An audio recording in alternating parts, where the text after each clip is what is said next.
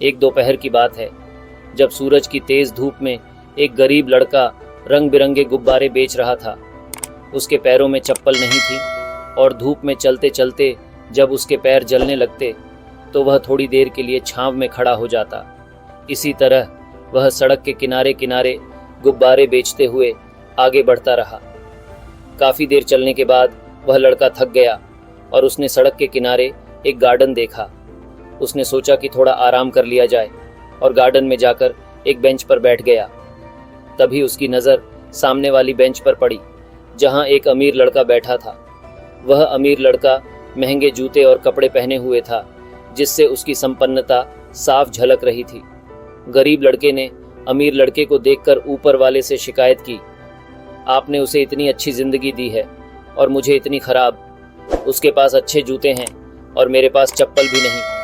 उसके पास अच्छे कपड़े हैं और मेरे कपड़े फटे हुए हैं। यह कहकर वह लड़का ऊपर वाले से दिल से दुआ करने लगा कि उसे भी उस अमीर लड़के की तरह बना दे। अचानक उसकी दुआ कबूल हो गई। उसने जैसे ही आंखें खोलीं, वह खुद को उस अमीर लड़के के शरीर में पाया। उसे देखकर वह बहुत खुश हुआ।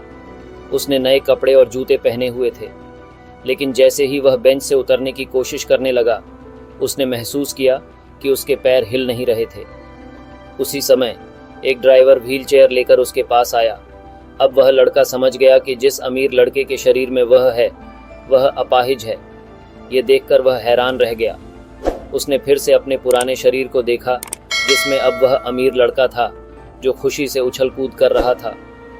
उस गरीब लड़के ने फिर ऊपर वाले से प्रार्थना की, मेरी ज़िंदगी तो इस अमीर लड़के की ज़िंदगी से लाख गुना अच्छी थी। मुझे फिर से मेरे पुराने शरीर में वापस भेज दो। और उसकी दुआ फिर कबूल हो गई। वह अपने पुराने शरीर में लौट आया और उसने ऊपर वाले का शुक्र अदा किया। इस कहानी से हमें यह सीख मिलती है कि हमें अपनी ज़िंदगी की कद्र करनी चाहिए। हर किसी की ज़िंदगी में कुछ न कुछ संघर्ष होते हैं, लेकिन हमें उनका सामना करना और शुक्रगुजार होना सीखना चाहिए। जो हमारे पास है वही किसी और के लिए सपना हो सकता है। हमें अपनी ज़िंदगी के सकारात्मक पहलुओं को देखना चाहिए और हर हाल में खुश रहना चाहिए। अगर आपको यह कहानी अच्छी लगी हो तो इसे लाइक करें और दूसरों के साथ शेयर करें। मिलते हैं अगली बार एक नई कहानी के साथ। तब तक के लिए सब्र करो, शुक्र करो और खुश रहो।